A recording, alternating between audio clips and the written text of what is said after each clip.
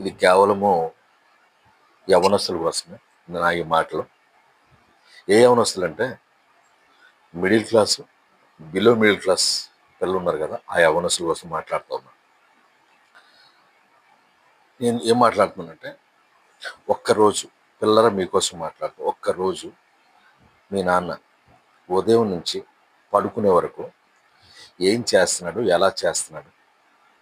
ఆయన ఒకసారి అబ్జర్వ్ చేయండి. అంత మాత్రమే కాదు, రాత్రి పడుకుంటారు చూసారా? ఒక్కసారి చూడండి. నేను ఎందుకు ఈ మాటలు చెప్తా ఉన్నానంటే, ఉదయం లేచిన కాడి నుంచి అతని తాపత్రయం, అతని కష్టం, ఆయన చేసే పనులు, ఆయన పడే ఇబ్బందులు, బాధలు ఒకసారి చూడండి. రాత్రి అతను పడుకుంటే నిద్ర పట్టదు, ఎందుకంటే బాధ్యత. తెల్లవారు లెగిస్తే పరిస్థితి ఏంటి అని ఆలోచన. కానీ ఈ యవనస్తులు ఈ మాటలు ఎందుకు చెప్తా ఉన్నానంటే, చాలా మంది యవనస్తులు ఈ మధ్యకాలంలో చాలా మంది, అందరూ కాదు చాలా మంది, మేము బయటికి వెళ్ళి బ్రతకగలము, ఈ టార్చర్ ఏంటి ఇంట్లో, ఈ పరిస్థితి ఏంటి, ప్రతి దానికి రెస్ట్రిక్షన్ చేస్తూ ఉన్నారు, ఇబ్బంది పెడతా ఉన్నారు, తిడతా ఉన్నారు, ఏం చేసినా తప్పు అంటా ఉన్నారు అని తండ్రిని నిందిస్తూ ఉన్నారు.